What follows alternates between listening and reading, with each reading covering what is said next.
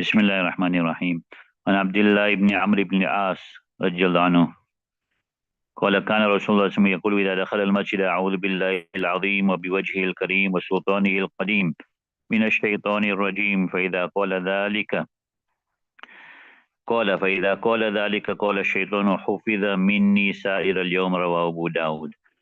Now from Abdullah ibn Amr al-As, he said, Nabi Karim when he used to enter the masjid, he would say, A'udhu billahi al-azim, right? Wa biwajhi al-kareem, and what is honorable countenance, wa sultani al-qadim, and his leadership that was from forever, right?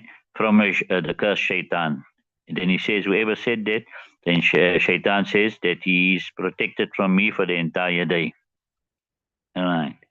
So this obviously read the du'as when entering the masjid. وعن عطاء بن يسار قال قال رسول الله صلى الله عليه وسلم اللهم لا تجعل قبري وثنا يعبد اشتد غضب الله على قوم اتخذوا قبور أنبيائهم مساجد. رواه مالك مرسلا. And it was Atta ibn Yasar said, the Nabi Karim says, oh Allah, do not make my qabr an idol which will be worshipped. The anger of Allah subhanahu wa ta'ala became severe upon that nation who took the qabrs of the Anbiya as places of sajda. Right. So, and nowadays we see now that how the people are taking the qabrs of the awliya as places of sajda. And not only are they doing wanis and then they're having kawali and all those type of things there. And that's Nabi Karim Sallallahu Alaihi Wasallam. So this was the compassion of Nabi Karim Sallallahu Alaihi Wasallam, that he first made the dua, oh Allah, do not make my qabr as a place of worship. People use it as an idol and worship to it. You understand it? And then why that he made this dua first, so that the ummah can be saved from this type of curses. When Muaz ibn Jabal radiallahu anhu كان النبي صلى الله عليه وسلم يستحب الصلاة في الحيطان قال بعض رواته يعني البساتين. رواه الترمذي وقال هذا حديث غريب لا نعرفه إلا من الحديث الحسن بن أبي جعفر قد ضعفه يحيى بن سعيد وغيره. The Imam Muaz ibn Jabal says the Nabi Karim used to deem it mustahab to make salah in the hitan, and in some of the Rawi says meaning the gardens, right? Make namaz in the garden. And Tirmizi has narrated this, and he said this hadith is gharib. We do not know it except from the hadith of Hassan ibn Abi Ja'far and Yahya ibn Sa'id, and besides him as declared him weak. So this hadith is gharib, right? And so the one this hadith only this hadith is transmitted, and in the chain of narrators is a person by the name of Hassan ibn Abi Ja'far, and many have declared him as weak, right? وعن أنس بن مالك رضي الله عنه قال رسول الله صلى الله عليه وسلم صلاة الرجل في بيته بصلاة وصلاته في مسجد القبائل ب25 صلاة وصلاته في المسجد الذي يجمع فيه ب500 صلاة وصلاته في المسجد الأقصى ب50 ألف صلاة. What you got ب500 and then ب50 ألفا. So the first is ب500 وصلاته في المسجد الأقصى ب50 ألف صلاة وصلاته في مسجدي ب50 ألف صلاة وصلاته في المسجد الحرام ب100 ألف صلاة. رواه ابن ماجه. Right, narrated from Ali ibn Malik, who said the Nabi Karim says that a salah of a man in his house is equal to one salah, and the salah in the masjid of his locality is equal to 25 salat, and his salah in the masjid which it is gathered in this Jami Masjid, the main masjid of the city, right, is 500 salat, and his salah in the Masjid Al-Aqsa is 50,000 salat, and his salah in my masjid is 50,000 salat, and his salah in Masjid Al-Haram is 100,000 salah. Right, so yes, different. Other riwayats also mentioned different. It also depends on the quality of the salah also. When Abi Zarrin radiallahu anhu qala qultu ya Rasulullah ayyu masjidin wudi'a fil ardi awwalu قال المسجد الحرام. قلت ثم أي؟ قال المسجد الأقصى. قلت كم بينهما؟ قال 40 عاما. ثم الأرض لك مسجد فحيثما أدركتك الصلاة فصلي. متفق عليه. Nazeem Abu Zarraj said, I said, O Nabi Akram, which masjid has been built in the earth first? So he said, Masjid al-Haram. I said, then which one? He said, Masjid al-Aqsa. Then I said, how much time between them two? So he said, 40 years. Then the earth for you is, then the entire earth for you is a place of sajda, a masjid. So wherever salat gets you, then read salat there. You understand? Wherever you are in salat time, you can read salat as long as no najis there. All right. Now here there's a doubt that comes about that Hazrat Ibrahim alayhi salam was the one that built the Kaaba, right? And Hazrat Sulaiman alayhi salam was the one that built Masjidul Aqsa. And between Hazrat Ibrahim alayhi salam and Hazrat Sulaiman alayhi salam, there was over 1,000 years, right? So here the hadith says 40 years. So what answer you give to this? So they say, referring to the first building, right?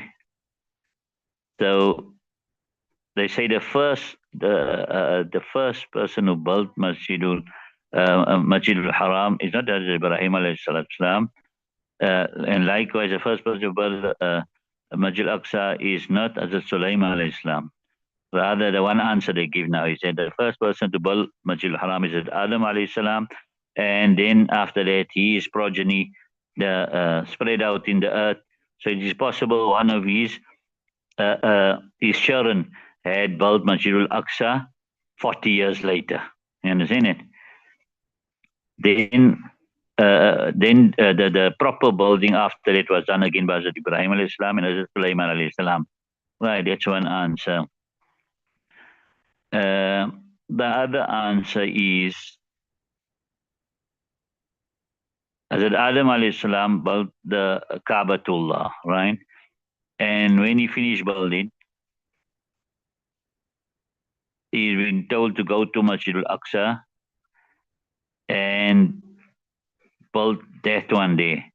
So it's possible that he did that after 40 years. All right. So he was the one that did both. All right.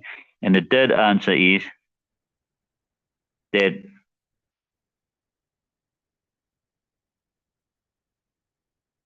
Hazrat Ibrahim alayhi salatu salam, he actually fixed the boundaries of Masjid al-Haram, and thereafter he fixed the boundaries of Masjid al-Aqsa. So in that way, and the time between that, the time span between that was 40 years, right? So there are different answers given to that how there was a difference of 40 years between the building of Masjid al-Haram and Masjid al-Aqsa, right? Babu Satri, right? Chapter of covering up for Salah, right? From the many conditions of Salah, one of the conditions is to cover the Satr, right? الفصل الأول عن عمر بن أبي سلمة رضي الله عنه قال رأيت رسول الله صلى الله عليه وسلم يصلي في ثوب واحد مشتملا به في بيت أم سلمة واضعا طرفيه على عتيقيه متفق عليه. Umar ibn Abi Salma, he said, I saw Nabi Akram reciting in one cloth, making ishtimal with it in the house of Salma, placing its sides upon his shoulders, right? So what's the meaning of ishtimal? Mushtamil. They say ishtimal means that so you put the cloth on your shoulders and then you take the one side, the right-hand side cloth, and you push it up under your left arm. And you do that with the left hand, you put it under your right arm, and you bring it forward, and you can tie it, or if it's long enough, you don't have to tie it on the chest. So that's ishtimal, right? So ishtimal mutawashih and mukhalifun bayna tarfayhi, all these words here will have the similar meaning that the war would, you understand? That's how he wore the one cloth. ونبي هريرة رضي الله عنه رسول الله صلى الله عليه وسلم لا يصلين أحدكم في الثوب الواحد ليس على عاتقيه منه شيء متفق عليه. Now from Abu Hurairah Nabi Akram says, none of you should read in one cloth and there is not upon his shoulder of it anything. In other words, if you're reading in one cloth, then that must come and go over your shoulder also, right? Now, so the hikmah the ulama give that if you're going to read in one cloth and you don't have any of that cloth on your shoulder, So this one cloth, if it has to be on your shoulder, it's going to be a long one. The one cloth, if it's going to be on your shoulder, it's going to be a long one. But if you don't have it on your shoulder, then what can happen is that when you make a ruku and sajda, then your satr could get exposed when it's not on your shoulder also, right? And therefore the ulama say that that's the hikmah behind this prohibition here, right? And also now you're reading with one cloth and then your whole upper body is open. That's also slightly be'adabi. You understand? What you say, disrespectful to Allah subhanahu wa ta'ala. Nevertheless, Imam Abu Hanifa, Imam Malik, Imam Shafi rahmallah, and Jamhur ulama says this prohibition is nahi tanzihi. It's a karahat type of thing. You understand? To read one cloth and that one cloth is not on your shoulder. And in other words, your upper body is uncovered. That's what I mean. And Imam Ahmad and other ulama salaf, they say that it's your salah is not done if you read like salah like it. There's no way one cloth and nothing on your shoulder. Right. وأنه قال سمعت رسول الله صلى الله عليه وسلم يقول من صلى في ثوب واحد فليخالف بين طرفيه رواه البخاري. Now from him that he said, Nabi Akram say, whoever is in salah in one cloth, then he